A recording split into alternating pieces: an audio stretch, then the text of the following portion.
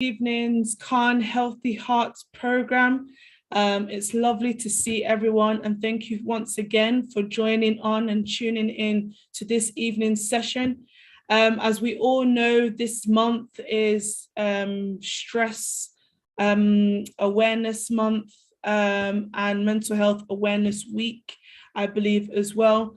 So in line with some of our programs here at CAHN, we're trying to make sure, we're raising awareness and how we can look after our mental health, our well-being, our mind. So today's CAHN Healthy Hearts session will be focused on food and mental health. And joined with us today from Sahara Nutrition, we have Dr. Hiba, who has been running some of our Healthy Hearts sessions for some time now, and will be leading today's session, and will introduce our guest speaker, who I believe has some interesting information to share with us this evening. So without further ado, we're going to hand over to you, Dr. Hiba. Thank you, Elizabeth. Good evening, everybody. Good evening, ladies and gentlemen.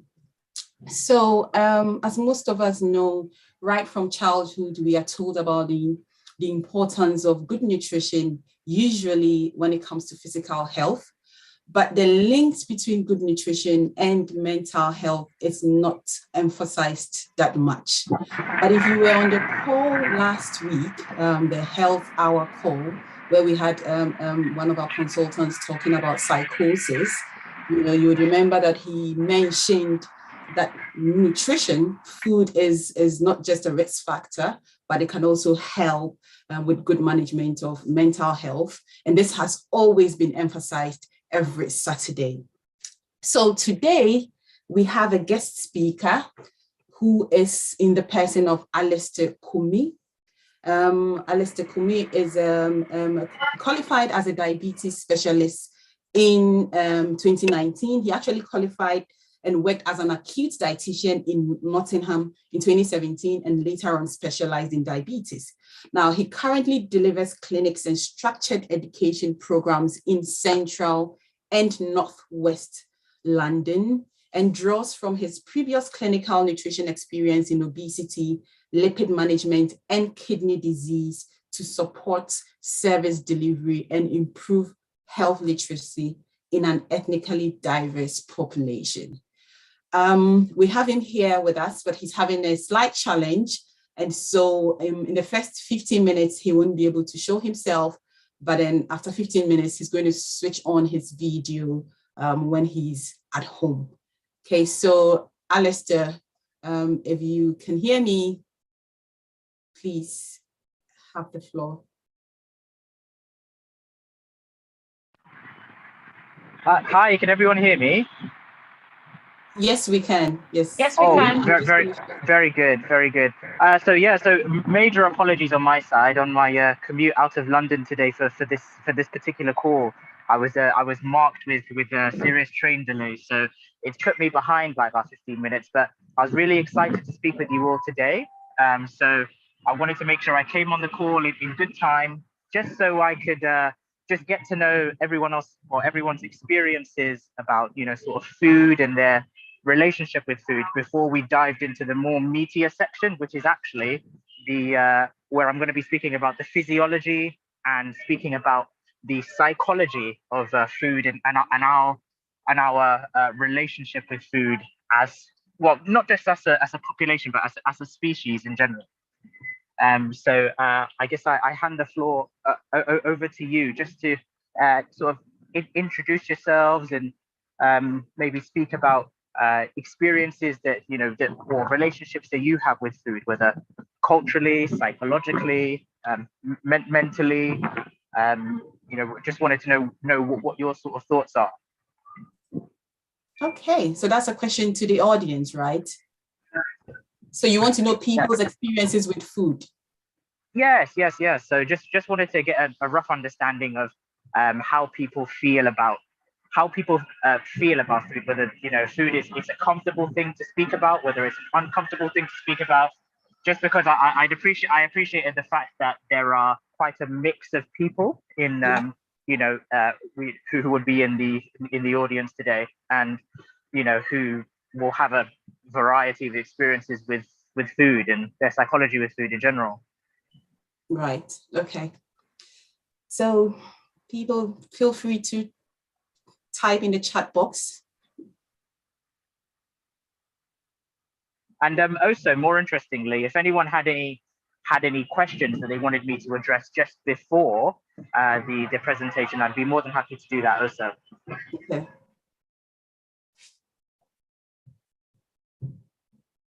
Still waiting for someone to share their experience. For me, I think generally I'm comfortable with speaking about food.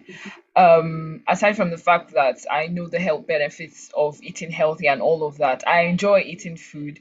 I love to cook food. I love to eat it. So I think, yeah, I think physically and mentally, I think I have a good relationship with food, I guess. Thanks. All good. And actually, I just wanted to bridge from that. So in terms of that good relationship with food, where do you feel that stems from? So, do you feel that stems from maybe your family upbringing, or, are there other factors that may have influenced that? Oh, yes. I think that stems from family upbringing and health issues already in my family. So I think that's where it comes from, basically. The fact that I know I have to eat healthy to avoid certain health issues. I've known that right from when I was a kid. So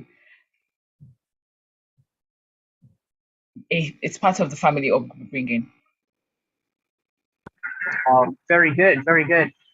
Is there anyone else who shares that same school of thought? So they feel as if their family upbringing has strongly influenced their eating and their sort of psychology around food. Yeah. So yeah, Kiki has a hand up. Please, do you want to unmute yourself? Yeah. Good evening all, and thanks for this platform again.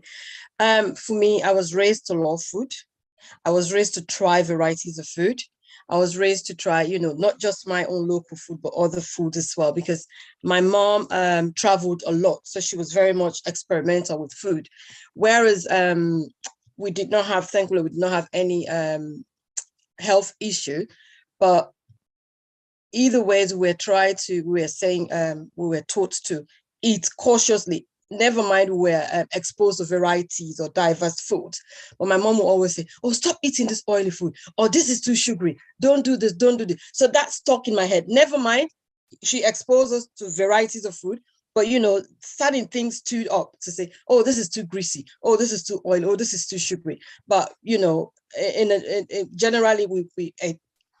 I love food and I ate a lot of food, and I still at this stage, still experiment. That's why for me, it doesn't take long for me to know what other people's other people's food, like trying other stuff, because I have been raised and I'm used to that now.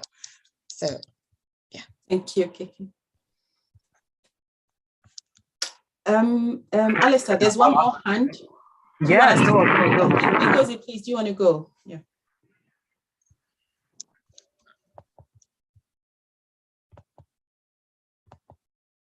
Yes, yeah, okay, sorry, I'm just trying to put my camera on. Good evening, everyone. Nice to see you all. Yeah, thank you all for joining. Just to comment on the food aspect. Yes, growing up, the thing I remember very well was my mom cooking some particular foods for my aunt, who at that time, I think she was diabetic. So it stuck to my head that there were certain foods that diabetics had to eat. This was back in Nigeria. And the particular one that stuck to my head is the water yam. So most recently, well, my husband is diabetic as well. So we discovered that, and it helped me to, remember that, okay, this is something that's really good for diabetics, and having tried it and found it here in this country as well, it's worked. And I know other things where they told you things like plantain, unripe plantain was good for women and your cycle and things like that. So yes, I did grow up with knowing that food was related to your health and even your mental health and different things. Yeah, that's my own experience. Thank you.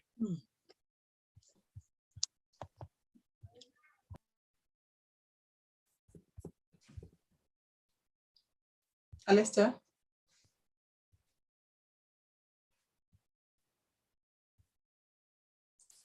Hello, did you see my hand? Sarah? Oh, no, I didn't see yours. Sarah, do you want to go? Okay. Yeah. Please. Okay, so I was raised to love food. We had plenty of food. So we enjoyed food growing up. So I inculcated the same ways of life in my family. So yeah, my family love food. We all know that food is nutritious and food should be loved. But also we have to know what is good and what is not right, like eating your five a day and stuff like that.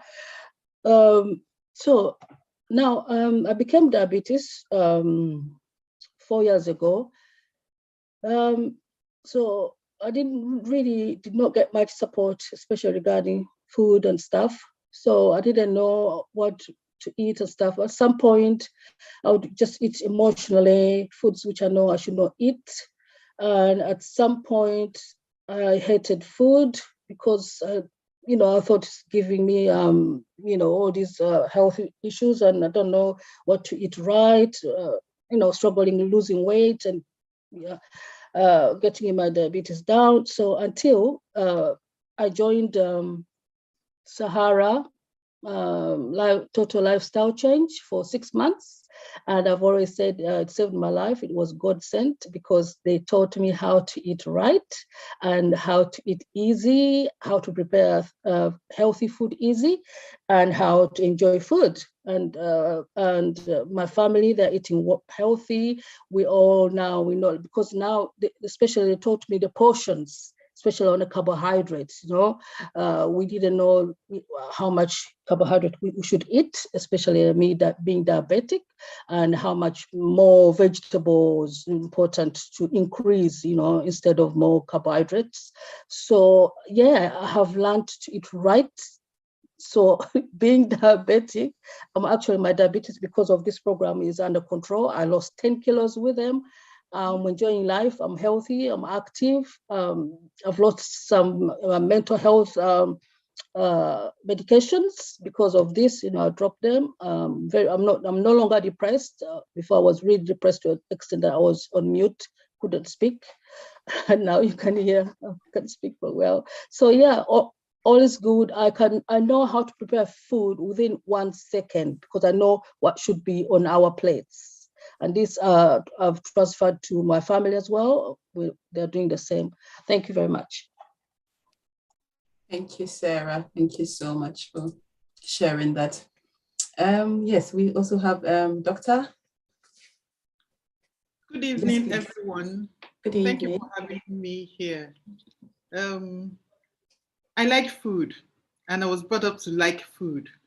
And I grew up in a culture where food is held sacred or something. I'm Calabar, and most Nigerians know that Calabar people like to cook and to eat food.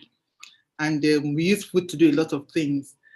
But before now, I didn't think food was medicine until my parents became ill.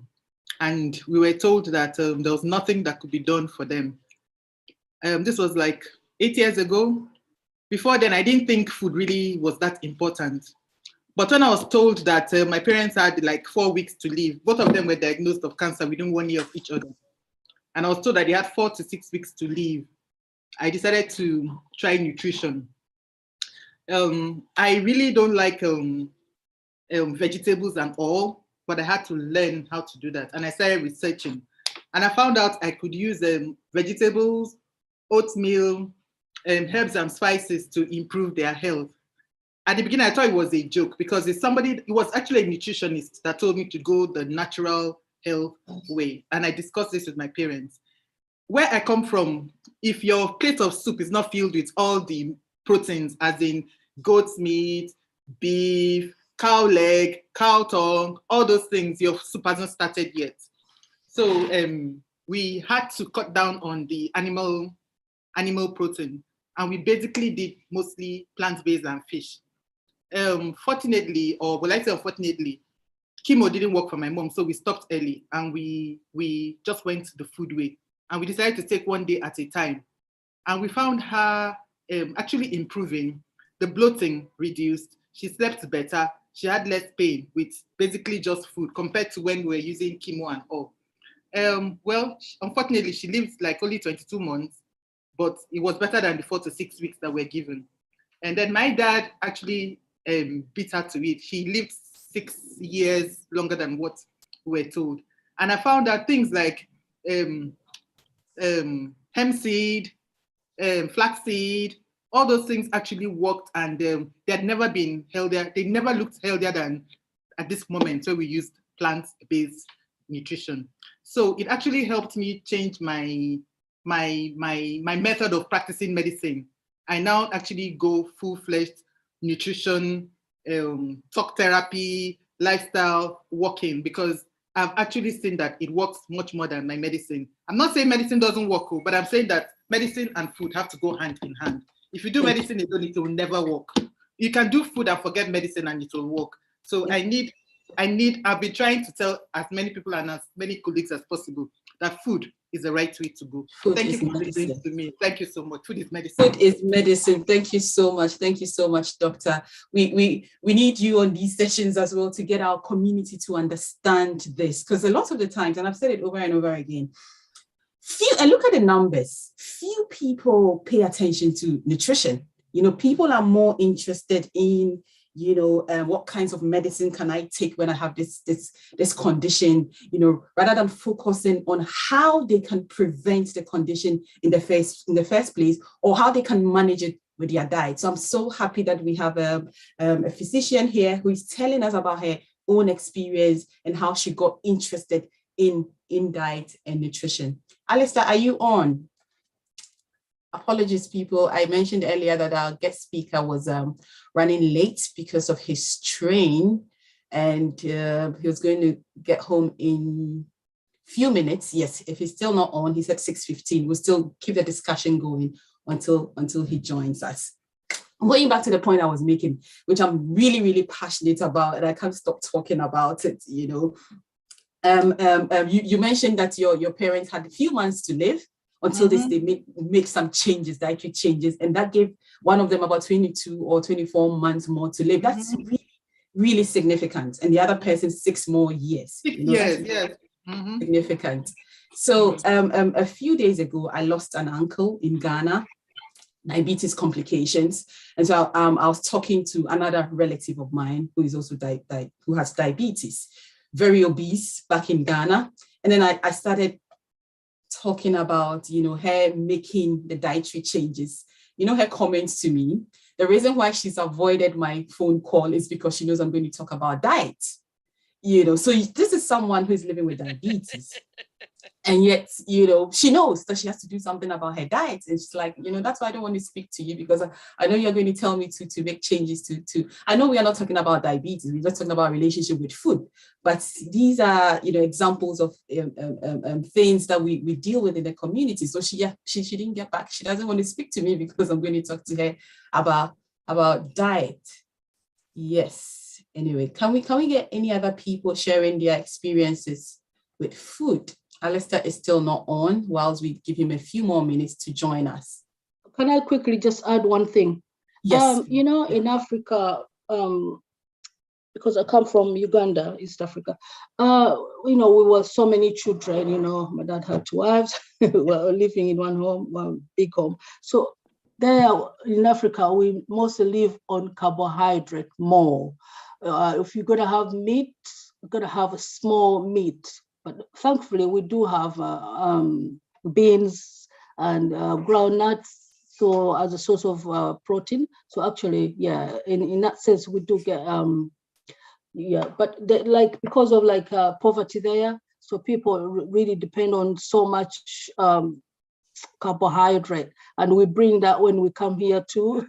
So, but then we learn when we come here, and we know what's the right portions and stuff like that. Okay. Yeah. Sarah, okay. Thanks, Sarah. Kiki, yes, you have your hand up. Do you want to go, please? Yeah, I think I just wanted to share something. I think I've just been infected by Dr. Hiba's love for food, and I am spreading the word wherever I go. And I've just recruited, just on my walk out, on my jog in the mornings, I've recruited so many people. Yesterday, I was talking to this lady. She was having some complications. She said they've scheduled her to have emergency operation, but she was a bit obese, so she had to go to the park to round up. And I said to her, I said, okay, yes, you have to do this exercise. How is your eating habit? What do you do?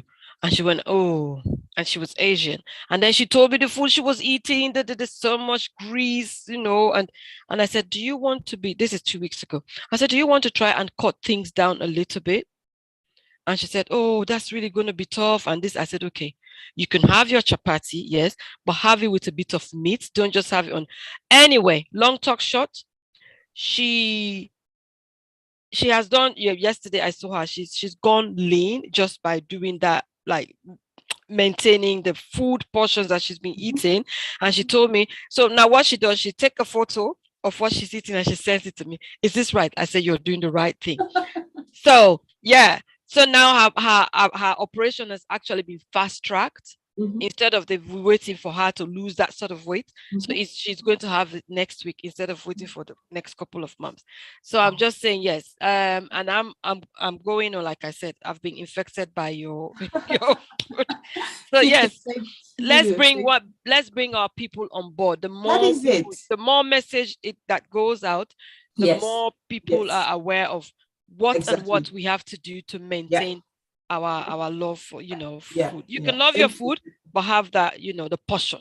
Yes. What I always say is that you don't have to give up on the foods you love. So it's just eating right. You can still have the foods you love. It's just learning to make these little changes. And yes, I keep checking to see if our guest speaker has managed to join. Not yet. He's just sent a message that he's home at the moment, so he's just trying to sign in and join us. So apologies, ladies and gentlemen. Alistair will be joining us very, very shortly. Now, let me share my own experience again. Sometimes I'm like, even though we are the nutritionists and the dietitians, we also have our challenges. So personally, up until recently, I mean, I know all the importance of healthy eating, but I wasn't someone who was, I didn't like to try new foods, so I just had very few vegetables I was eating, and I was just stuck with my Ghanaian foods, But after this challenge that people keep talking about, it helped all of us. It helped us, the nutritionists, the dietitians as well. So I learned to start trying new vegetables and other foods, and I'm really, really enjoying it. Again, I feel like growing up, maybe we were just used to eating just a limited number of vegetables, so that's what I knew. And then when I came here, I just stuck to those ones, 4 or 5. I would make sure I have my vegetables, but I just stuck to those 3 or 4 varieties. But over the last few months, because of this challenge we did together as a group, every day, every other day, I'm trying something new. And that has really been helpful. Another thing I'd like to, Alistair is here, thank God. Hi, Alistair. Hello, everyone. Thank God. Thank you so much for your patience. I'm back. I'm here, and I am finally on the program.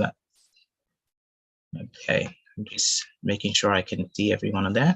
All good. Do you still want me to share, or you're able to share your slides? I'm just loading up slides now on the second screen.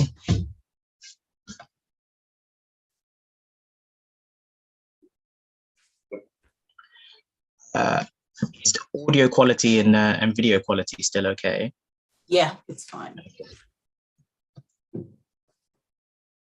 Okay.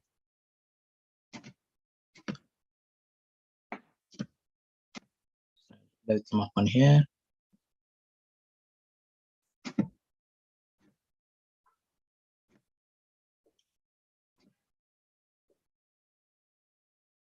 Yeah, whilst you just load that up, there was another comment I wanted to make. So, when Doctor was talking about where she came from and the fact that they ate lots of meats, animal products. So my research looked at dietary practices of African migrants. And Kumi, just 1 minute.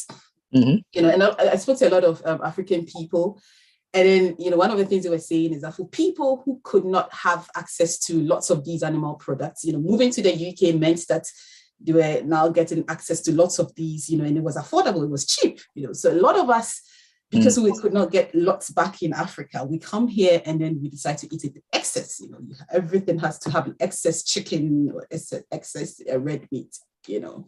Anyway, our slides are up now, so I'll stop talking. Oh, brilliant. Thank you so much for holding the fort, Hiba and Elizabeth. Really appreciate that. I'll continue with the slide deck. So, you know, the main topic of this presentation was how can food or lack of food lead to a decline in mental health. So it's very, very on cue with you know, with the main CAHN topic for this particular month, where they're looking at mental health, they're looking at stress, and they're looking at psychology in a lot more detail and the various factors that influence. And, you know, even though food does form a small part of our lives, it is a very significant part. So with it forming such a significant part, it can really have a bearing on our mental health. So thanks to Hiba and Elizabeth, you're all already aware of who I am. So I'm Alistair, I'm a diabetes specialist dietitian, and I have a background in acute dietetics, looking at obesity, lipid management, renal disease, healthcare of the elderly. So I've really had an all-encompassing view as to, you know, how food can influence very, very, very different populations of people within really good health and in awful health as well, and people who are very, very young to people who are coming to sort of the end of their years as well, and just how, you know, at each step of life, you know, there can be so many different interactions, changes in relationship with food, as well as you know, sort of that regular established relationship with food. So you were also so generous before, sort of lending your experiences about you know, sort of food and your sort of relationship with food in general. So I know generally in the Afro-Caribbean population, our relationships with food, as Hiba was mentioning, can range from actually very, very, very healthy, you know, to having really pleasant memories of food serving a part of memory, serving a part of the way we feel, serving a part of how our mood is influenced, to also actually being something that can be a bit of a hindrance as well, if that relationship is left unchecked, and our knowledge about what the food is doing to us isn't quite there as well. So that's what I hope to go through today in this topic. So, you know, as I was mentioning, interplay between mental health and physical health is an area of ongoing sort of interest, and as more knowledge is being given to us, it's really good that, you know, we can come to sessions like this where we can learn how to use tools of that knowledge so that we can actually edify and build up our lives, so that we can be a healthier and happier population. And also, because way food interacts with us is a very individual thing, because there are many factors. Your genetics are playing into it, your physiological makeup is playing into it, even societal and environmental experiences, you know, sort of coming from abroad, living here, being influenced by people that are from here as well. There can be a lot of interplay. So it's really good to be aware of that. So we'll be looking at how diets and dieting can affect us psychologically. We'll have a chance to look at some foods that can boost mental health, because I know that's what you guys have come here for today.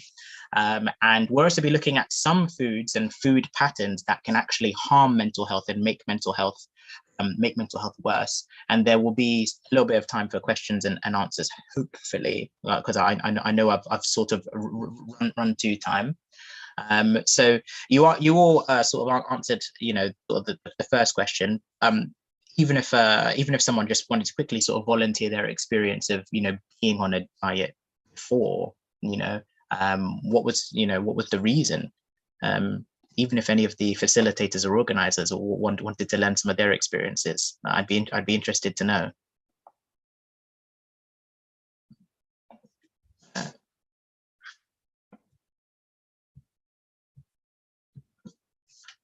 Any volunteers? I may have to pick someone at random who comes on my screen first. So the first person who actually comes on my screen is Kiki. Kiki Aziz. How did I know I was gonna go first? Hi Kiki, how are you? Hi, Alistair. For me, really, like I was saying before you joined, and thank you for your time. I was brought up to love food. And because my mom traveled a lot, so she let us try, but she was very fussy about what you can try. You can have different foods, but not greasy food, not sugary food, things like that. So that really, like, growing up, I grew up with that, and I was very afraid of greasy food. I didn't know why then, because I didn't ask questions. But as I grew older, and I thought, this is why. And as I have here, like people like Dr. Hiba speak, and I said, this is probably why my mom was saying this and this and this. But I haven't really tried any dieting before. The only thing is, I'm very much now, I've joined on the Sahara, the TLC. So I'm very much particular about what I eat and how much I eat and how I am eating. So mindful eating as well as what I am eating. And I've increased my physical activity a lot. And I'm very, very proud to say I've lost 3 kg in a month.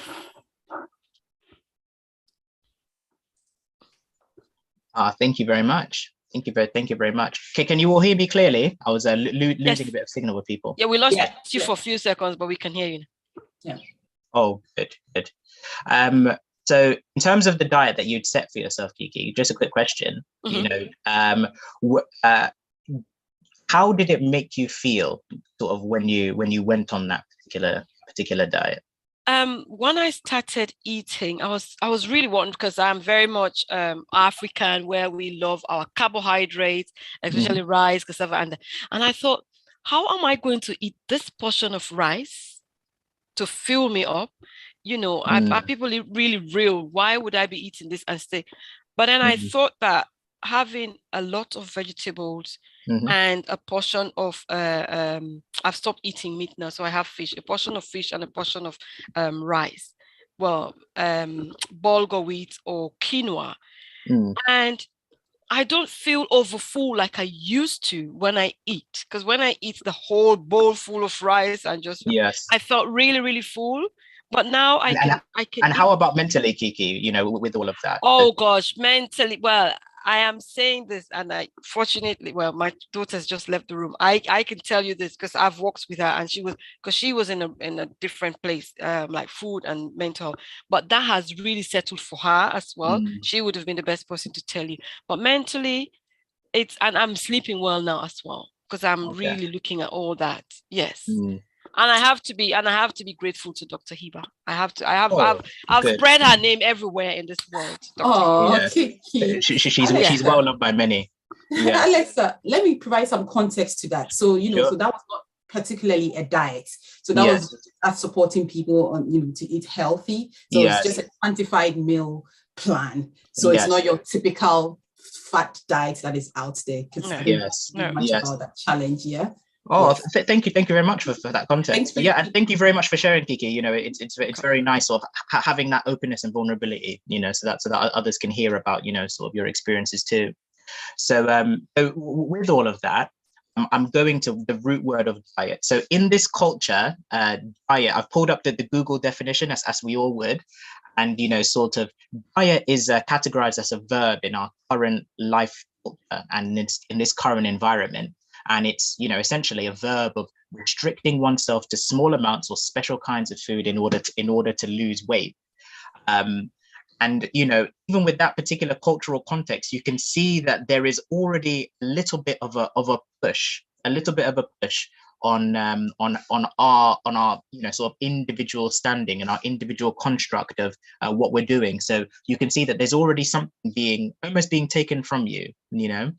When we go to the original, where diet comes from, so the actual original root word in ancient Greek, so the ancient Greek word for diet is dieta, and dieta is actually is your way of life, your mode of life, your lifestyle. and it represents a whole notion of a whole way healthy lifestyle. So it's looking at consumption as a whole. So not just the food side of things, but actually consumption as a whole. So the media you consume, the friends you hang out with, maybe the religious beliefs that you have, all of those things that you consume into who you are is your dieta, essentially. So it's interesting looking at how our ancient, well, maybe not our predecessors, but when you look at the root of the word and where it all came from, look at ancient connotations of what diet means, which is a constant sort of or a holistic sort of consumption,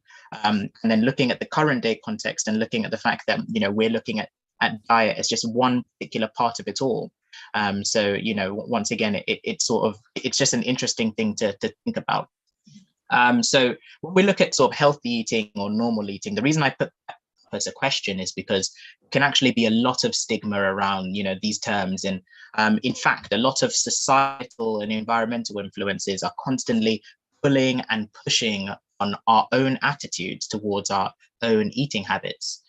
So I wanted to just define normal eating. So normal eating is defined as by Eating Disorders Victoria as being able to eat more on some days but less on others, eating some foods just because they taste good, having a positive attitude towards food, not labeling foods with judgments such as good, bad, clean, etc. Occasionally overeating at times and occasionally undereating at times, craving certain foods at times as well, and being able to treat food and eating, and this is a very interesting thing, it's one small part of a balanced life. So when we're thinking about our mental health and our attitudes towards food, because of the kind of culture that we're in, living in the West, or coming from Africa, coming from the Caribbean, a lot of the things we do socially are actually constructed around food. So if you think about going to a funeral or going to a wedding, one of the first things people are thinking about is, okay, well, what are we going to eat when we get there? And how are we going to eat? Is there going to be enough to eat? And all of those things can really once again, push on your psyche and on your mental health. So it's just good to be aware of what normal eating is actually defined as, so you don't feel as if you are weird or strange for eating or desiring things in a particular way. In terms of healthy eating, though, healthy eating is eating in order to promote health. So if you have any medical conditions, there are certain maybe dietary regimes you may need to follow, lifestyle regimes you may need to follow in order to promote particular healthy lifestyle. So that's where healthy eating comes into it. But if you come from if you are a healthy individual coming from a healthy lifestyle, it's good to understand what normal eating actually is defined as and what it looks like. And as you can see, there are many explanations of what that looks like. So we know that physiology and psychology work together. And when it comes to appetite and wanting to eat, the molecular mechanisms of appetite regulation, they strongly suggest that how we eat and what we eat is not solely controlled by human willpower. So, and what I'm really trying to get to here is that oftentimes the way we eat can lead to a bit of food guilt as well. So because, there may be some stigma, or there may be some guilt or shame around, maybe the kind of food you eat, the portions of food you eat, how you eat. Oftentimes the blame can rest on you in terms of the fact that you willed yourself to do that. There are many drivers behind what that will even is, and we'll be looking into that and looking into the science of that.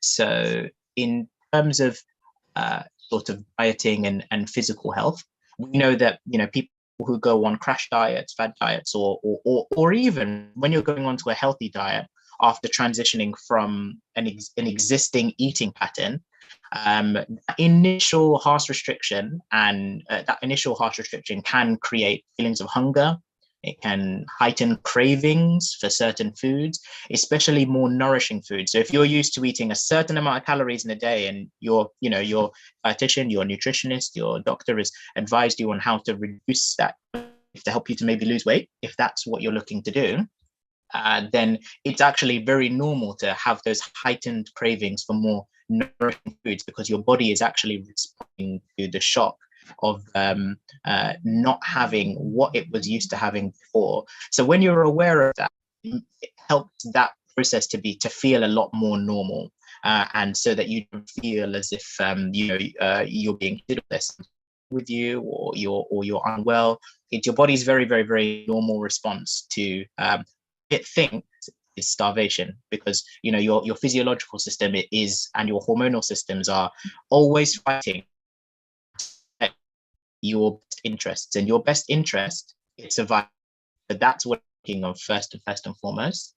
So we know that so dieting can hormonally influence certain overcompensatory behaviors, binging. So we know some people who after eating or after eating out foods for quite some time may actually go on to start binging and put all the weight back on the other side. So being aware that is also, that's a push, on mental health and on your hormones as well.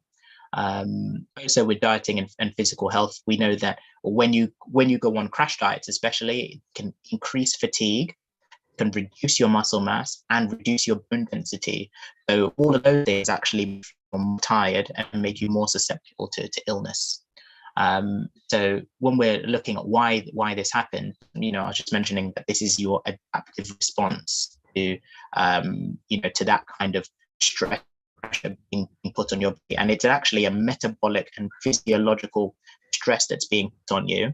And as I've sort of shown on the slides, that it's almost like a domino effect. As these things are happening in the background, all of it is eventually leading to what will also be a knock to your mental health as well. And we'll sort of demonstrate that through this side. Hiba, Elizabeth, how am I looking for time at the moment? You just have 20 minutes more.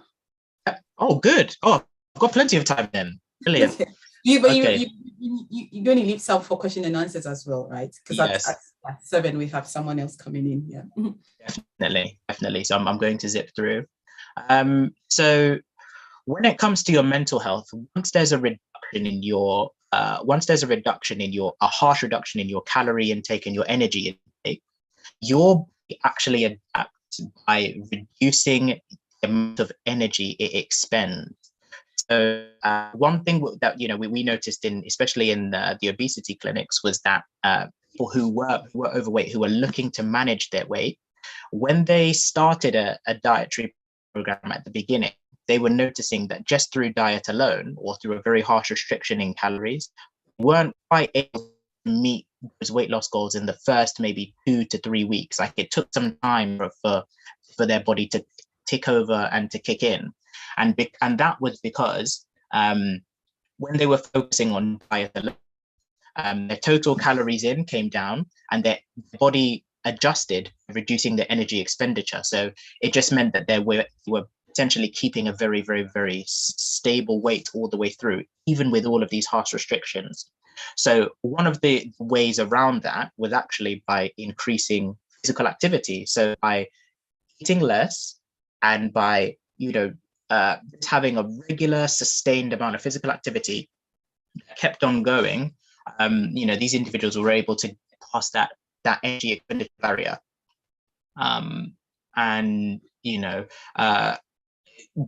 Before that happens, one of the scary things that can happen is that your psychological health can also come under stress.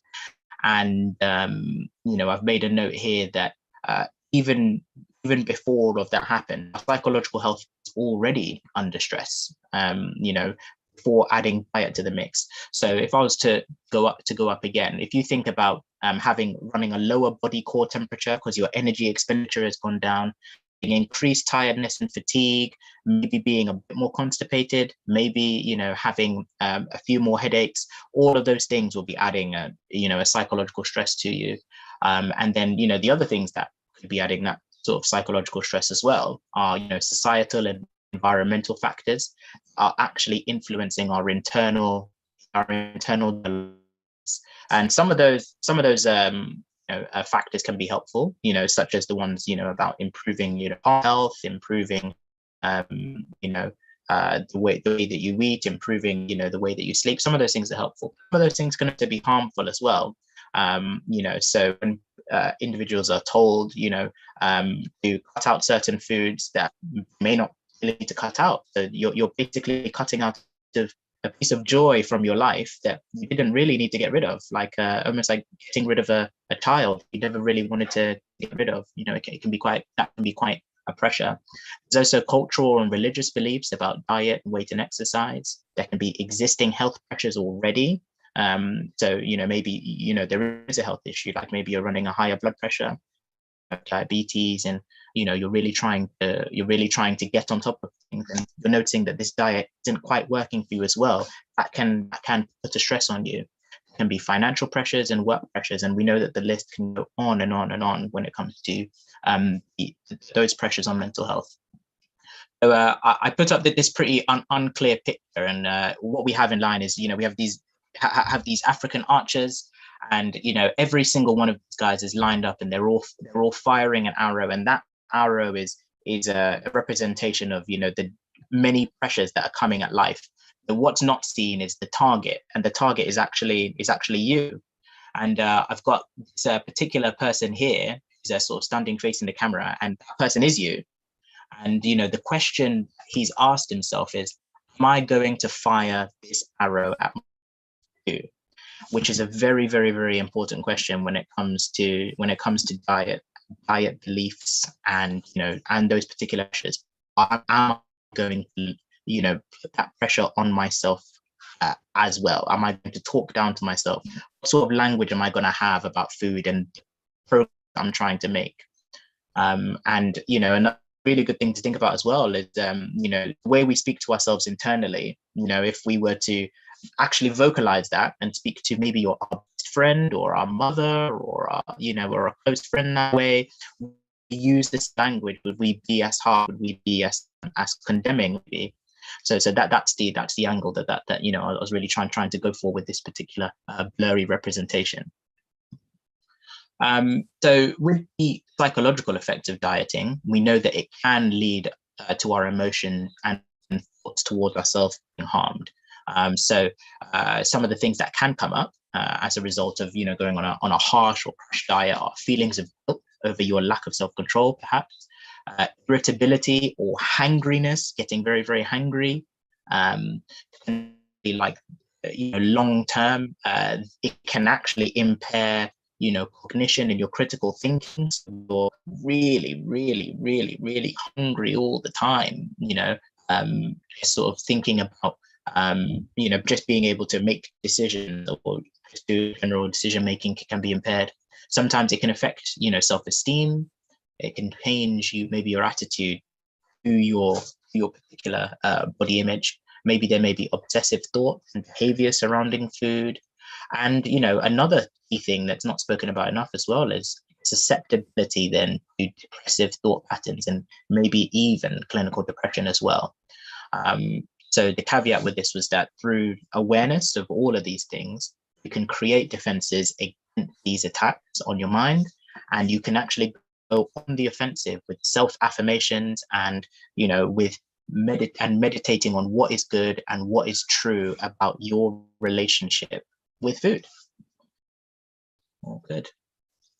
So the conclusions we've drawn about, you know, sort of dieting are just making sure that we avoid extreme, unmaintainable diets and restrictions, especially the media-led fad diets or non-evidence-formed DIY programs. So, you know, this is where, you know, as Kiki was saying, Dr. Hiba did a wonderful program. And, you know, it's good when somebody who is connected to the evidence base is able to support individuals with the actual science so that you can make the choices for life. So, you know, referring, you know, or deferring to your clinicians and, you know, to people you know in the community who have that knowledge give you that support. So dietitians, nutritionists, health researchers, those kinds of people are your go-tos. So the conclusions we've drawn are that, we want to aim to limit, sort of a reduction in our sorry about that. I was reading that wrongly. That's it. And the conclusions we've drawn as well is that overall with sort of diets and dietary programs, actual aim is actually to improve health behavior. And that is the psychology behind why we eat the way we eat in the first place, why we follow the patterns of eating that we follow in the first place. And even moving away from food, you're looking at your overall lifestyle. So you're looking at things that aren't just maybe weight loss or aren't maybe weight gain, but looking at reducing stress, improving mood. All of those things are wonderful, very, very, very, very wonderful and very, very useful in being able to improve your health. And food, interestingly, can be used to do that. So you can look for a program that is going to benefit you in that respect. So very quickly, we're going to use 2 minutes to go through foods that can harm mental health. So when it comes to foods that can harm mental health, we're looking at certain patterns of eating that potentially affect mental health. So, one of the patterns that definitely causes it is long periods of time without food. So it's difficult during during a special religious festival like Ramadan, and obviously there is fasting, so but it's for a prescribed time, and for a prescribed purpose. So that is exempt from this particular conversation. On a regular day-to-day, when you're having your regular meal pattern, going more than 5 hours without anything to eat actually triggers that starvation response in your body. And when that happens, the first thing that gets affected is your mood.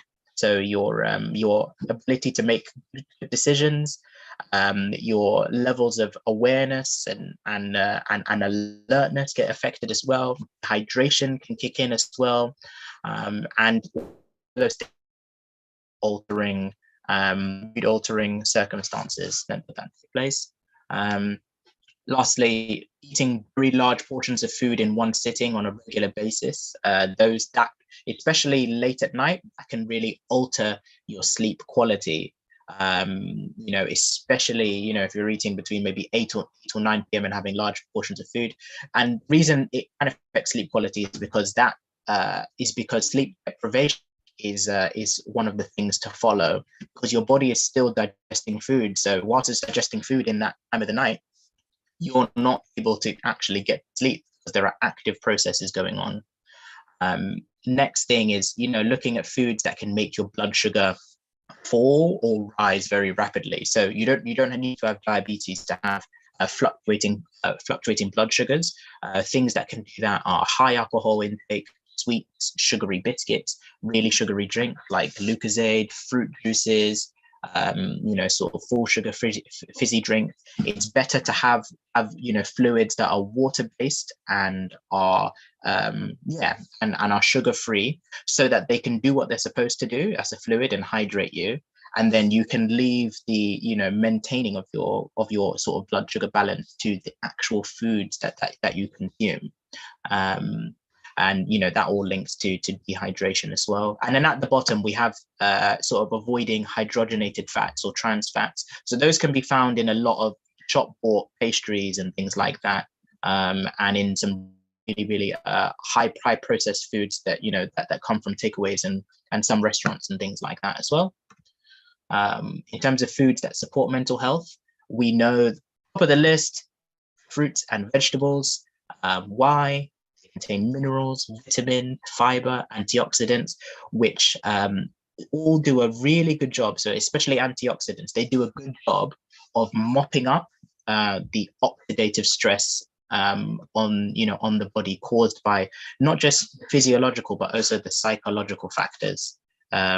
So taking a look at how much fruit and veg you're getting in your diet and trying to optimize it and increase it where you can. Interestingly, protein doesn't have to come from animal sources, but protein is really, really, really useful for, sort of maintaining good psychological health, because there are vital amino acids, used for building the chemicals in your brain.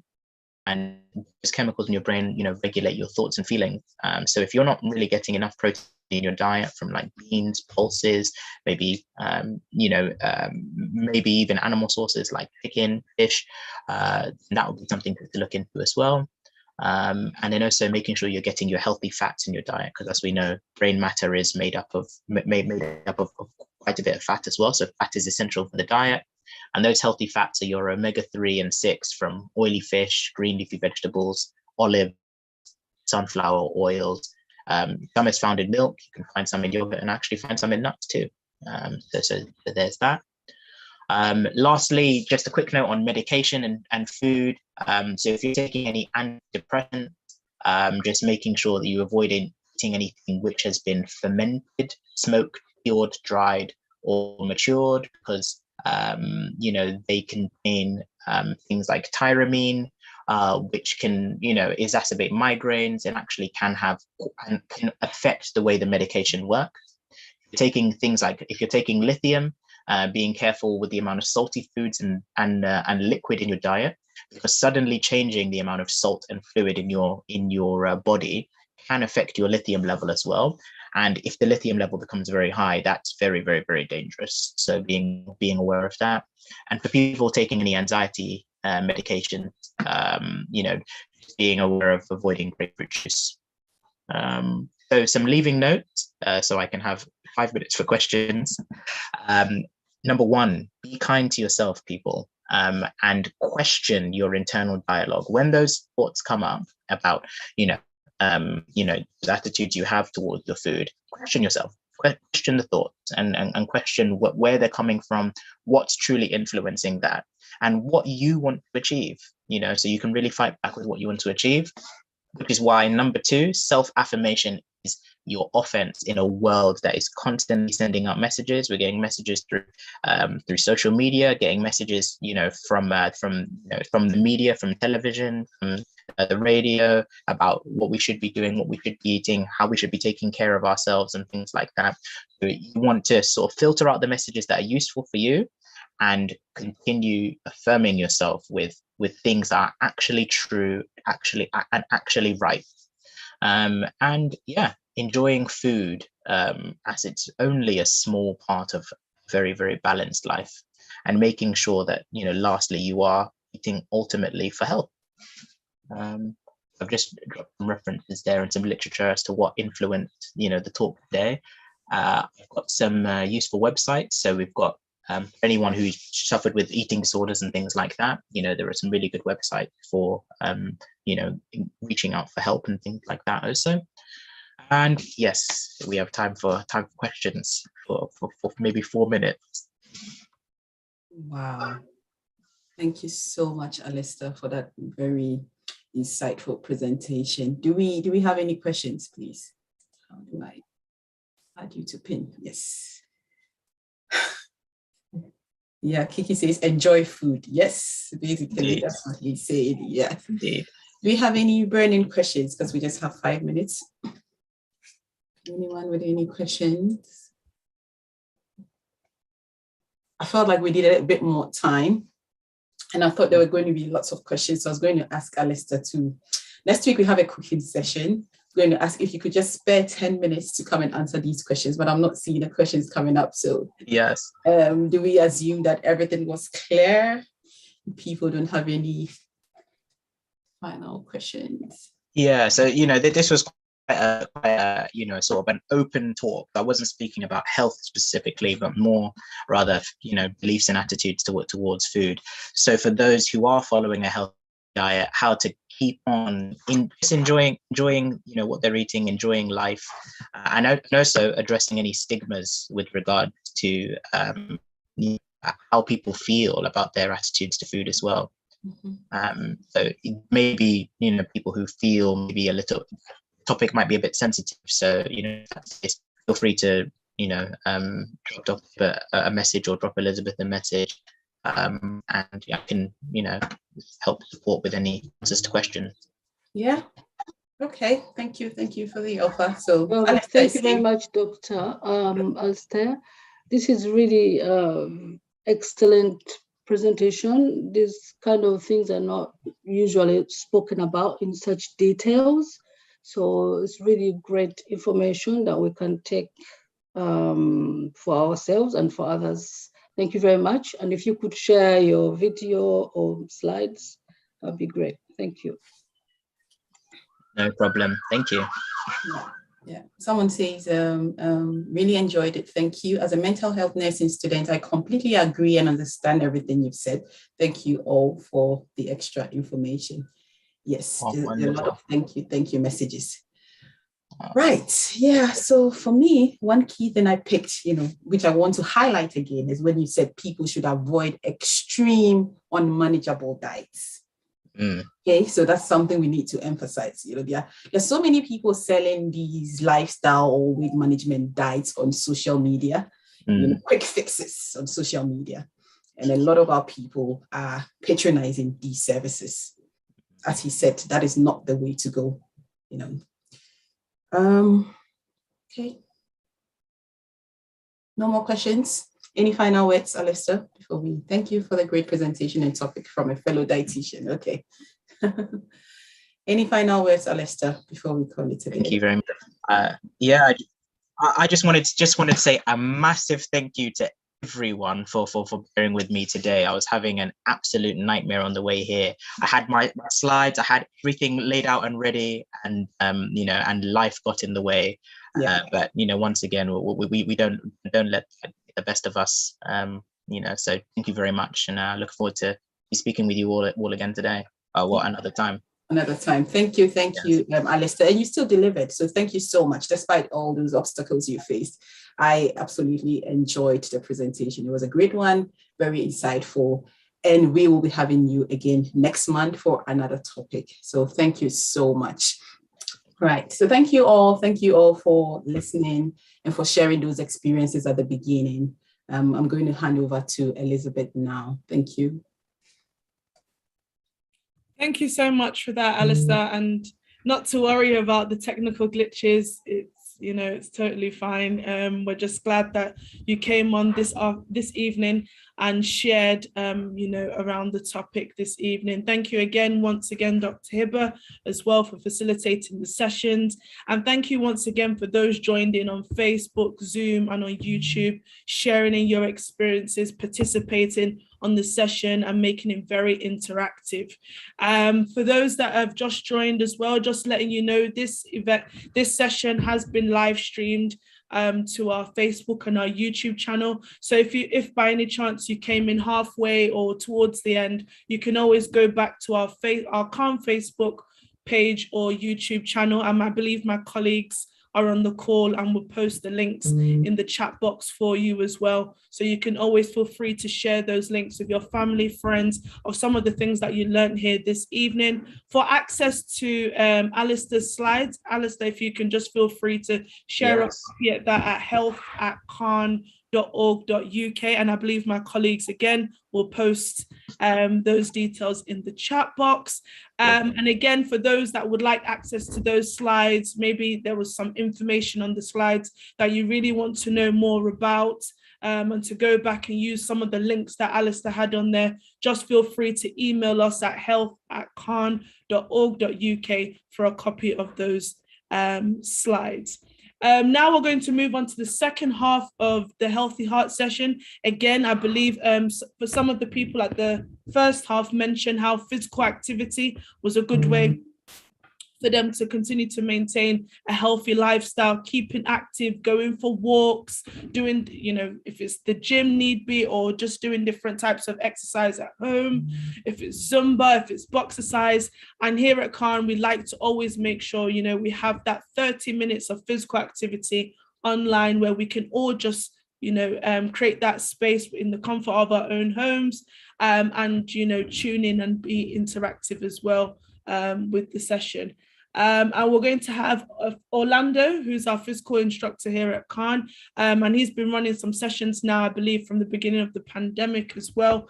Different types of sessions, boxercise, I think we've had Zumba, I think we've had circuits in the past as well. So please do feel free to get involved, engage, let us know how you're finding this the physical activity session. And again, the chat box is there. Please do have your water bottles at the ready. Please do take your time as well, and make sure you've cleared up the space ready. And remember, if you don't manage to participate this evening, not to worry, you can always still go back to our YouTube and our Facebook account, and that's where you can watch back the sessions. So without further ado, we're going to hand over to Orlando, who's going to talk us through what to expect this evening.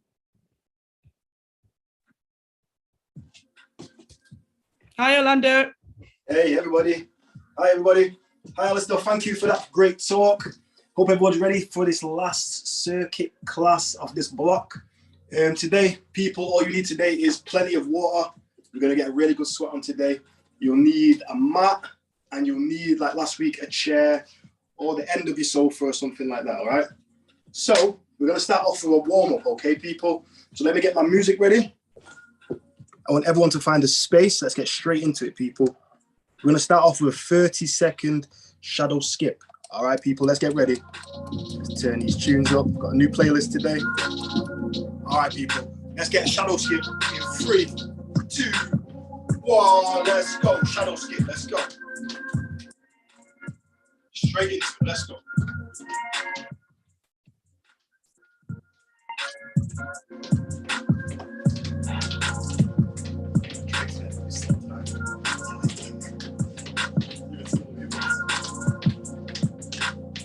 Ten seconds left, my people.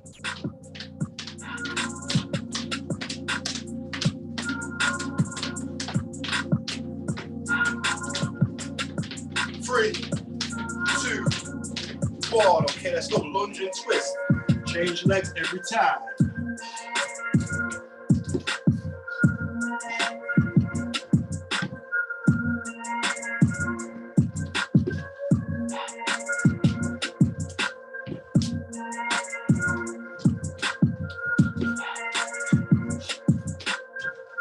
Seconds.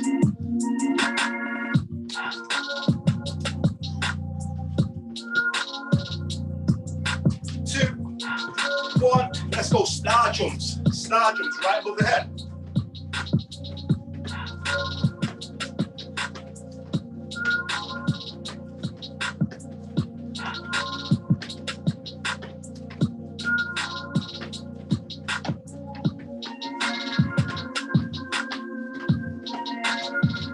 Going, people. 5, 4, 3, 2, 1. Okay, quick 15-second walk break. And then we'll go straight back into the warm-up.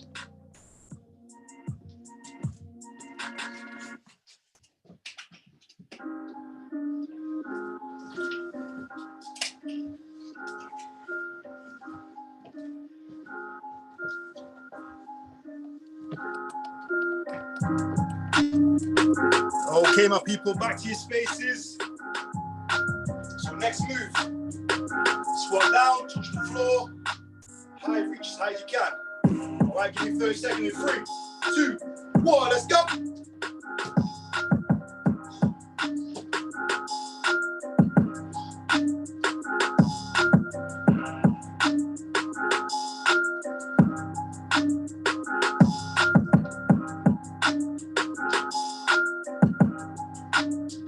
Last 10 seconds.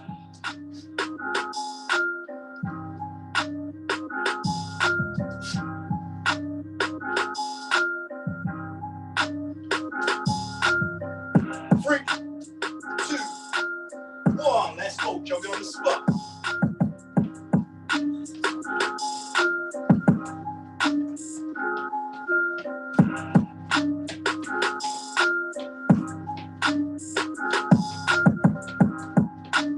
Keep that going, people. 10 seconds.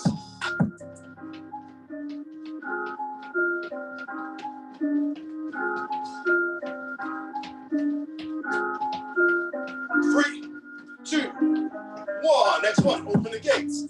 So knee up and the Change legs.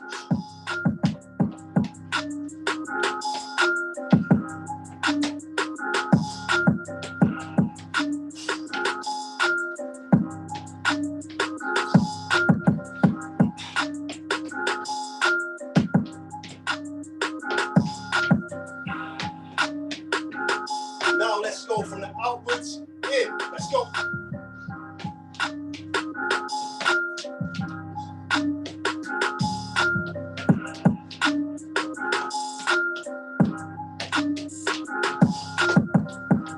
Seconds.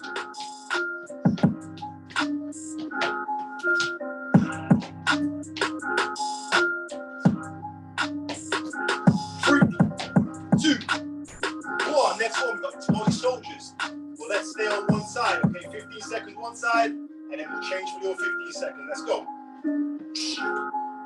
So legs opposite hand.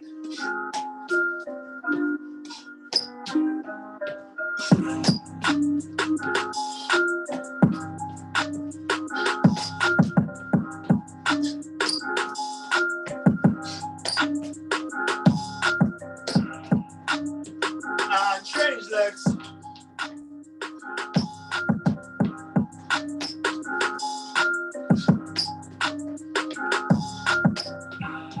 Ready? Deadlifts. 3, 2, 1. Let's finish with the shadow skip. 15 seconds.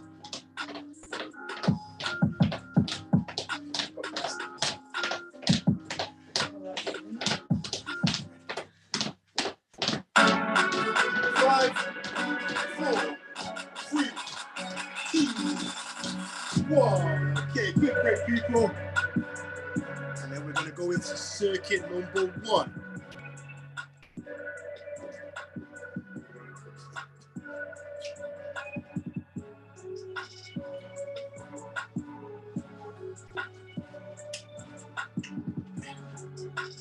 Okay, juice was.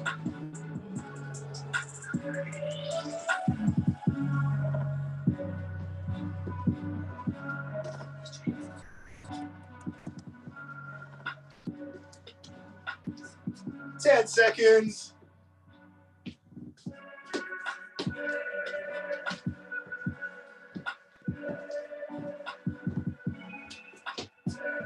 Okay, people, let's start off circuit number 1. Let's get busy. So first 2 moves. All right, we've got back-to-back legs. All right, so first move, we've got staggered jump squats. So normal jump squats are here. Lunge jump squats are wide here. We're going to go in between here. Boom. All right, staggered leg jump squats. So we're here and bang.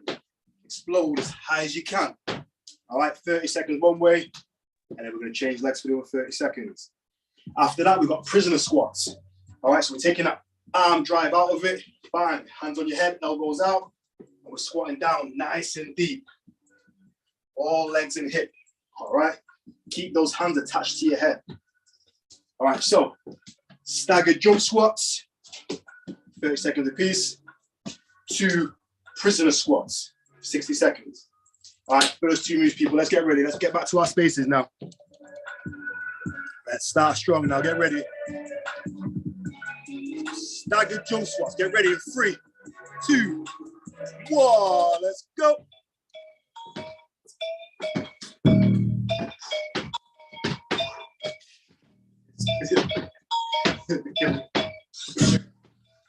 Keep that going, people. 15 seconds on that side. Stay there.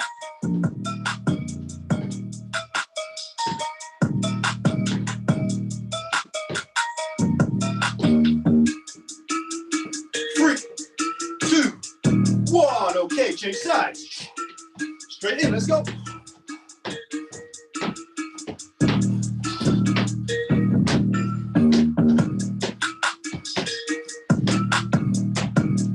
Keep that going, 15 seconds.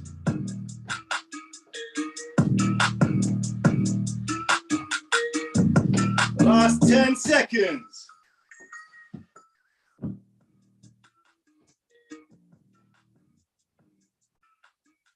3, 2, 1. 15 seconds to break.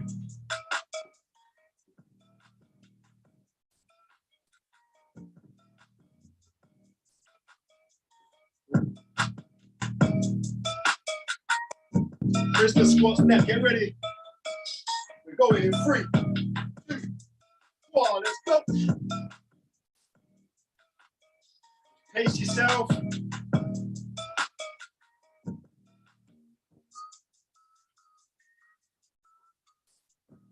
Really work on that contraction in the quads, in the glutes.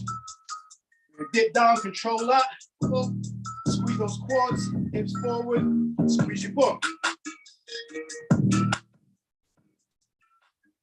That's halfway, keep it going.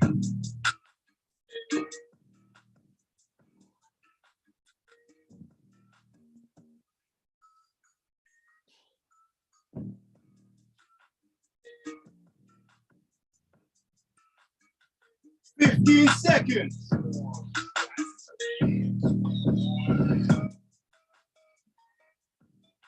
10.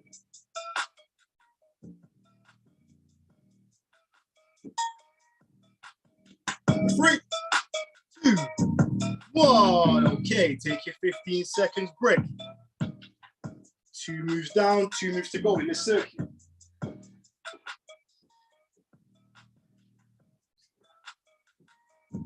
All right, listen in while you rest. Next 2 moves, back to back on triceps. All right, we touched on this move last week, so watch again. Tricep dips, palm into your chair, sofa, whatever you've got. So legs out, a little bit harder, or legs in, a bit more supported. All right, we're gonna go nice and slow, 2 seconds down, 2 seconds up. Okay, 2 seconds down, 2 seconds up. From there, we've got tricep dip holds. So we're gonna go hold for 30 seconds low, so with the elbow bent slightly, and then we're gonna hold for 30 seconds high. All right, anytime you wanna get off or sit on the chair, shake your arms off, then go back in, that's fine. We'll try and finish the set, okay, people?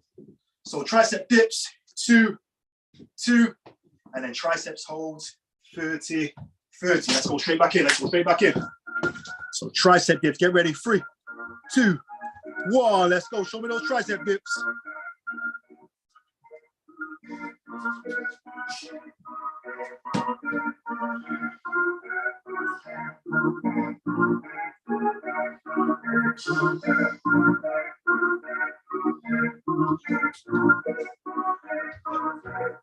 Get those palms in, squeeze.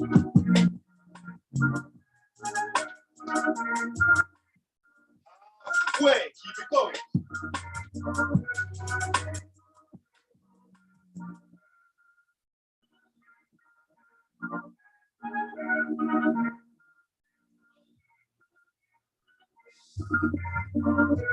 Keep that going, people. Raise that bird. 15 seconds to go.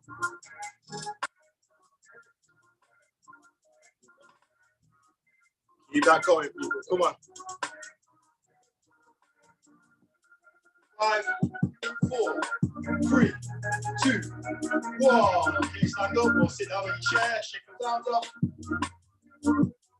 Last set coming up.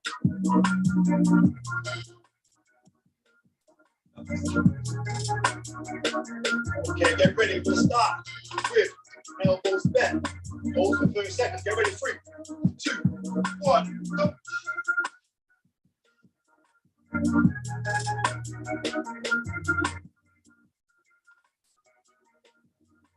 Oh, oh, tense those triceps. Keep the shoulder blades together. Squeeze. Oh. 5, 4, 3, 2, 1. Okay, stand up.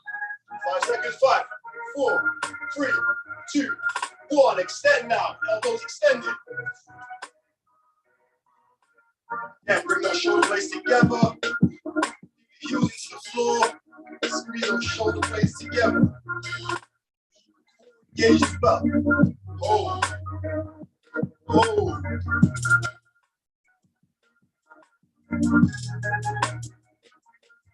My people, hold. 5, 4, 3, 2, 1. Go, people. Go down the shaker. 30-second break. Circuit 1 down.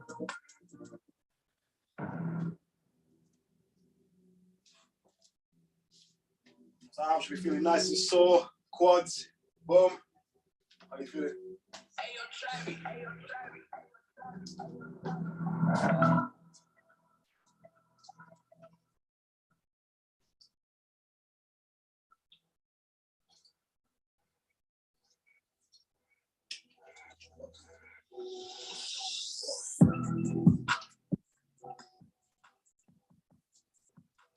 15 seconds. Bring your mats in now, or cushions, or whatever you've got. If you're gonna go hardcore, just go flat on the floor.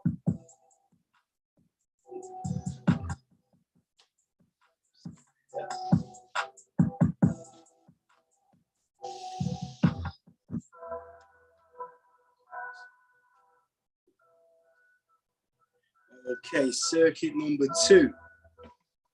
So we're hitting the floor straight away, people. So first move we've got forearm plank with alternate leg raises. All right, so watch me. So forearms dug in here, and watch my legs. Knees up, core engaged. Bring one leg up, out, back in, down. You see my legs there? Let me go this way. So leg up, out, back, down. Alternate legs. Up, out, back, down. From there, we've got mountain climbers. So top end of a press up position. Here we can either go step, step, or if you're feeling nice and fit, we go here, like a run. Okay, so here, or run. All right, so alternate plank, leg raises, up and out, alternate legs. And then from there, we've got mountain climbers. First 2 moves. All right, people, let's get busy. Let's get busy. Down into your plank, get ready. 3, 2, 1, let's go.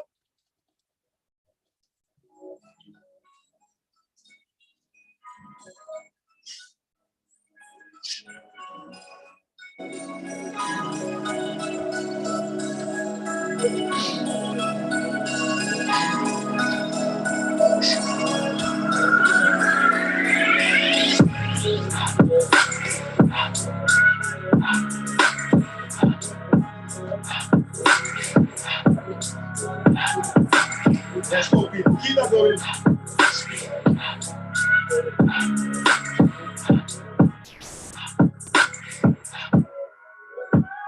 Last 20 seconds.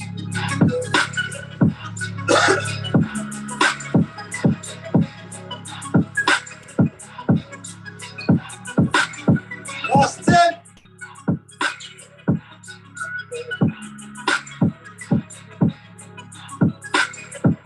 3, 2, 1. Okay, to your knees. Relax. Take those legs up. And your shoulders out.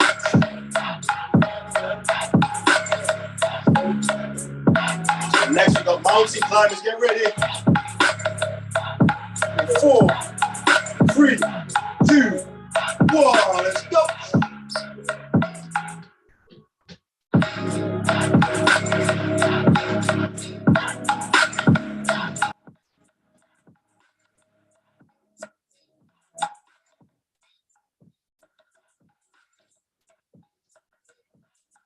Let's go, people. Keep that going.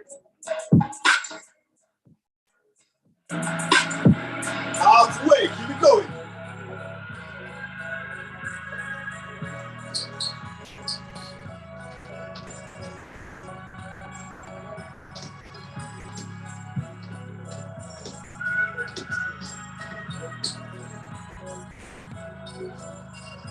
Seconds.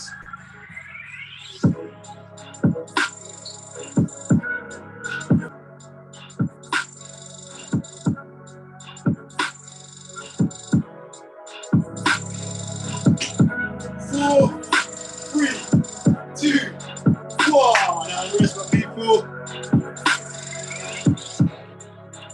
deserve rest.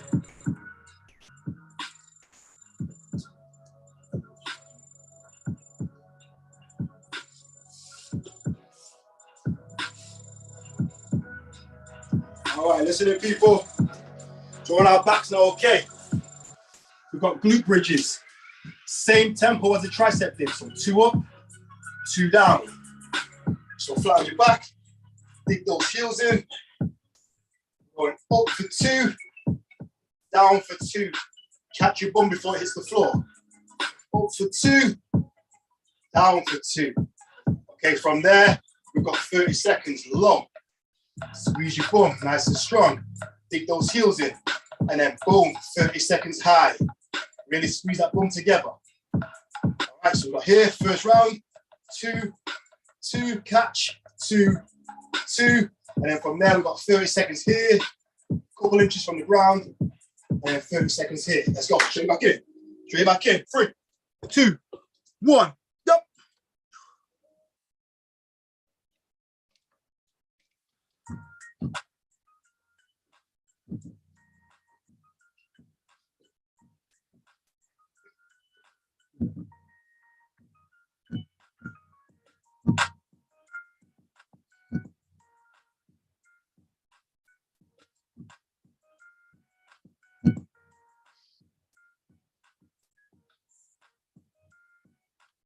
That's it, people. Keep working that. Keep working that.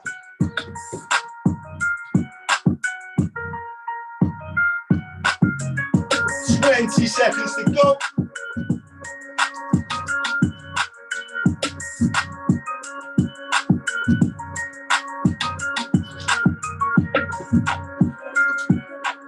"10 seconds."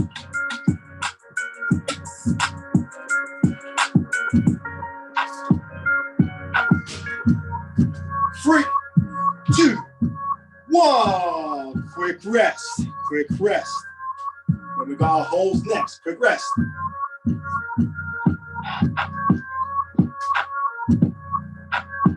Get yourself ready. Get yourself ready. We're going in 3, 2, 1. Start low. Couple inches from the ground. Squeeze that bum together. Keep that core engaged.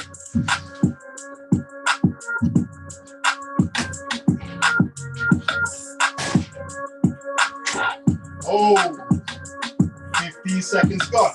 Squeeze that bum. Keep that core engaged. Keep it locked in.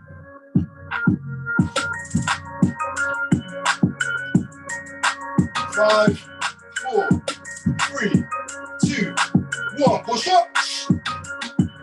Hold there.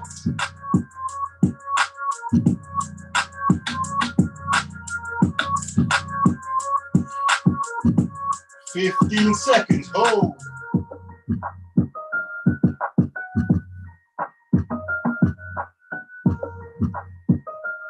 Mental toughness, people.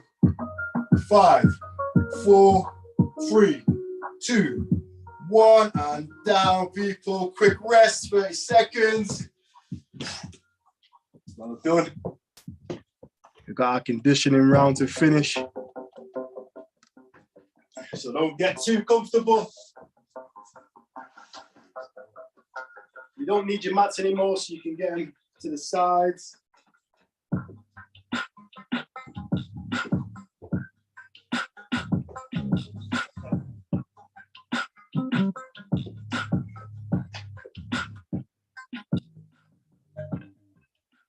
So we've got 2 conditioning rounds, so 2 exercises back to back. All right, we're going to do each one twice. All right, so let's get locked in. First one, we've got legs, lower body. So we've got burnouts. So we're on our balls of our feet here. Burnouts to jump up. So we stay on the balls of our feet, going down, using the arm to drive up. Bang, as high as you can. So burnouts to jump ups.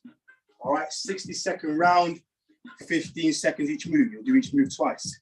All right, we've got 2 overall sets. Let's get into this first one now. Come on. So low body legs. Try and stay on the balls of your feet as long as you can. Let's start off with the burnouts in 3, 2, 1. Let's go. Calf burnouts.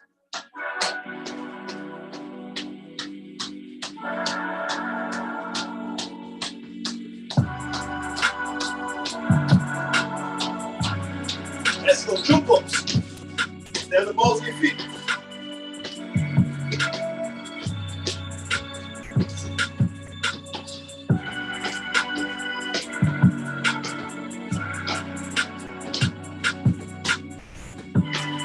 Burn out.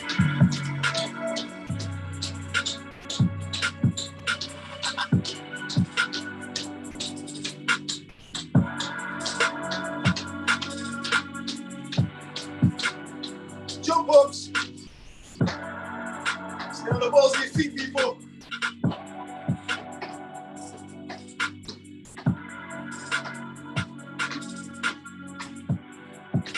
Five, 4, 3, 2, 1. And rest. Woo.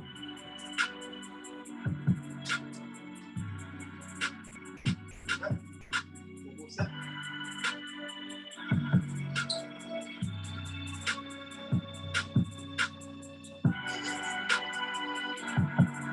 Ten seconds.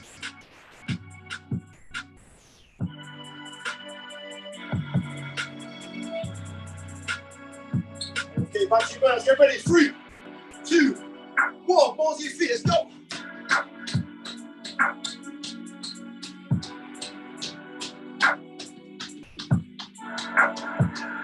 Keep it going. Keep it going.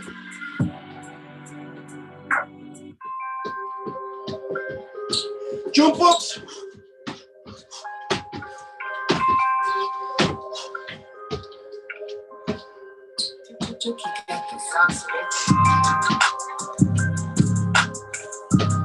Burnout, let's go. Back into your burnout.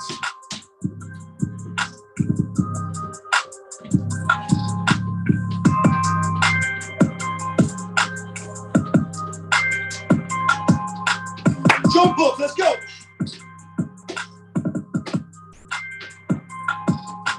Ten seconds.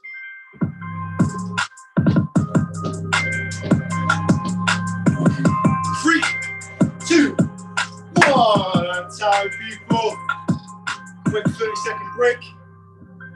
One more exercise to do. Quick water break.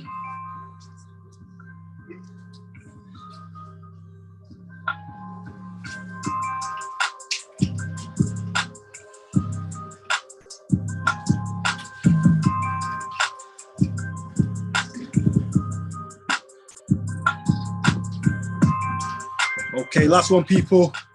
We've got a little bit of legs, but it's mainly a cardio move. All right, so we're going fast feet on your toes to switch kicks. Okay, same format, 15 seconds apiece. So fast feet, burn it out, switch kicks. Boom, like so. Let's go. Let's finish strong, people. Come on. Let's go. Get ready. Start in 3, 2, 1. Fast feet. Let's go.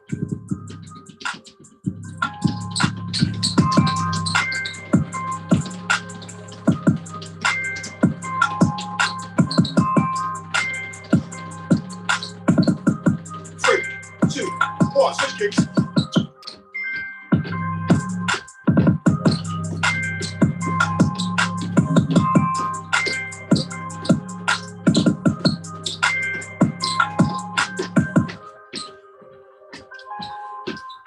Three, 2, 1. Burn out.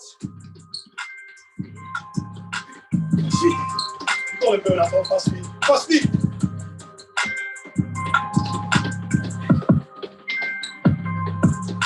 And switch kicks.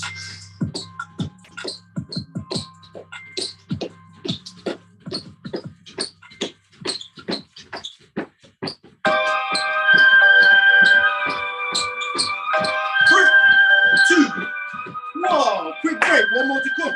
Last one coming up.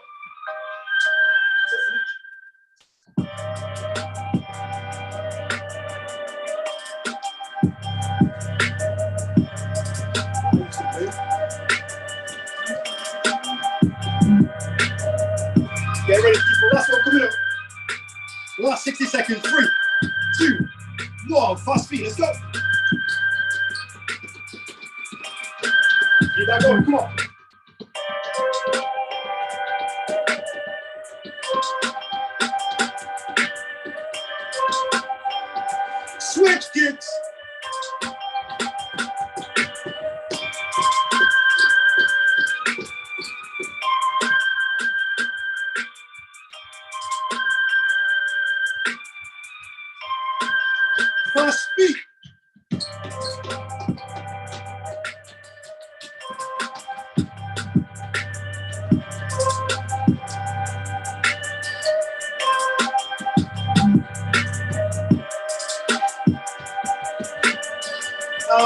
Switch, kicks and finish. Let's go. Finish strong.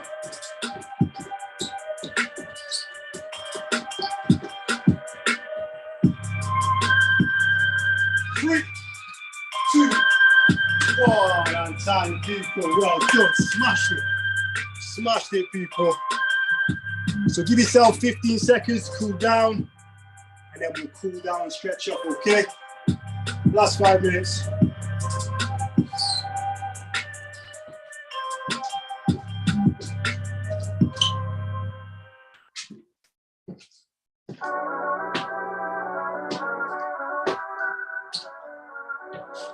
So one up tonight, people. Hope everyone enjoyed it back home. Tough session.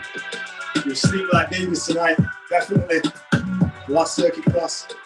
Right, people, back to the middle now. Let's cool down. Let's start with high knees, alternate high knees.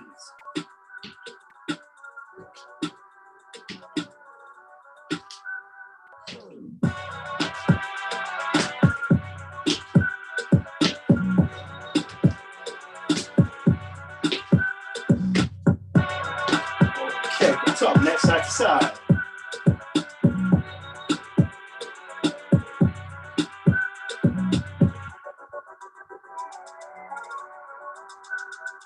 Let's go ear to shoulder, reach across with the opposite arm.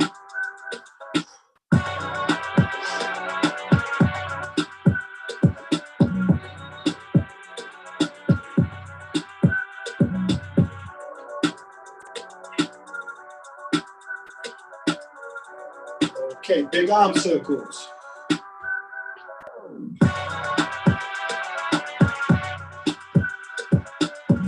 Arm backwards. Really long arms, like a bit like a condor.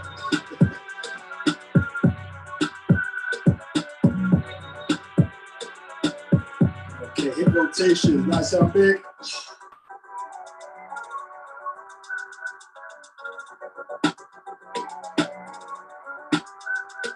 Change direction.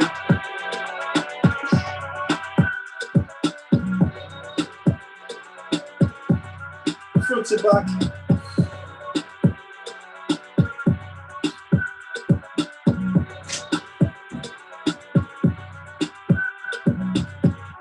Okay, legs apart, squat down nice and low. Elbows in your knees and push out. Should feel a nice stretch in your groin.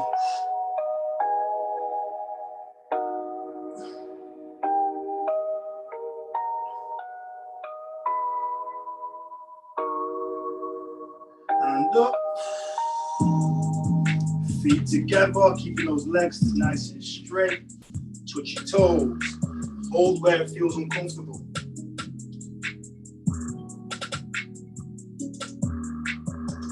Crawl forward for me. Small steps. Bring your hips to the ground. Let your lower back drop down. Knees to touch the floor. Hold. Back up. Back to straight. Creep back up.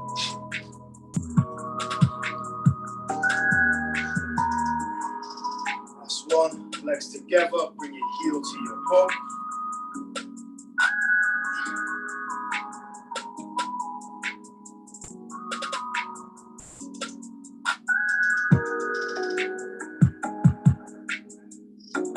Change legs.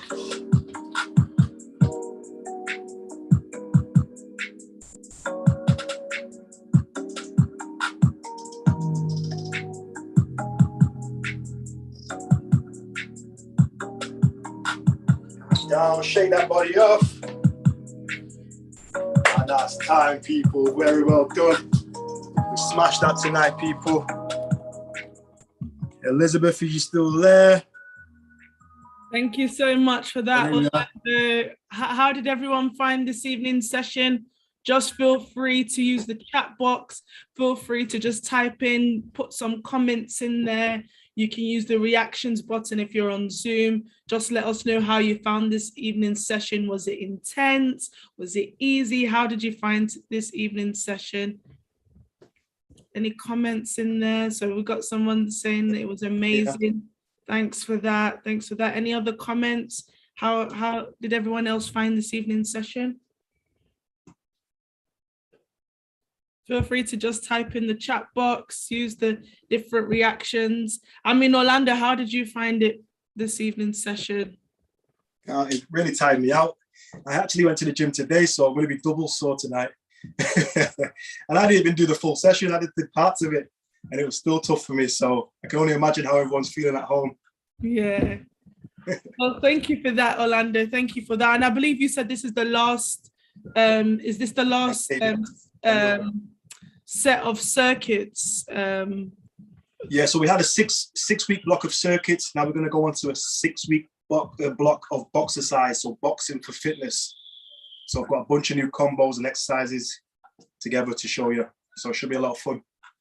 Thank you so much for that. And do people need any equipment, anything like that at the ready, so people can start to prepare themselves? I actually had a quick idea. So I bought this bottle from Home Bargains. So it's actually like alkaline water, but it kind of doubles as like a dumbbell. So if anyone's going to like Home Bargains and you have one of these, obviously drink the contents, but you can keep refilling it. And when we're doing the boxing, you can hold these as weights if you don't have weights, which will be like a better workout for the shoulders and the back. So that's one way we could adapt it. That's good. That's good. Thank you so much for that. Yeah, so you've heard that here. Definitely, for those online on Zoom, on YouTube, definitely try to see how you can get the different dumbbells. Yeah, you can have cans of beans or tin cans of beans or anything, tomatoes, anything you've got in your cupboards. Those can substitute as weights and dumbbells. Anything you can grip, really. Anything you can grip. Great. Thank you so much for that. And you're saving costs there, I believe. You're saving costs if you're using things in the house as well. Yeah. So try to incorporate that in the next few weeks. Thank you so much for that, Orlando. Thank you so much again for those joining on Facebook and on YouTube. Please do join in. We'll be back again next week, Tuesday. Same time, same place. So that's 6 o'clock. So remember, Healthy Hearts has now changed. It is at 6, not 5:30. So that's from 6 till 7:30. Please do tune in. And believe we have some interesting guest speakers coming up in the next few weeks. So please do tune in to be a part of that. And then we also have our Cat Hip Health Hour. That's on Saturday at 11 o'clock till 12:15. I believe my colleagues will also put in the information in the chat box as well of this week's topic and how you can go about registering for the event as well, and for some of our other events. Remember, throughout the week, if you need any support, you have questions, you want someone to talk to, our helpline is available. So please do contact us on there. And I believe my colleagues will put the information in the chat box as well. If you have any other questions for access to the slides, don't forget, for access to Alistair's slides, don't forget to email us at health@CAHN.org.uk. And I believe my colleagues will share a copy of that as well. So have a lovely evening. Thank you so much again, Orlando, Alistair, Dr. Hiba. And we look forward to seeing everyone on Saturday, and then follow from that next week, Tuesday as well. Have a lovely week. Have a great day, people. Well done. See you next week. Bye, people.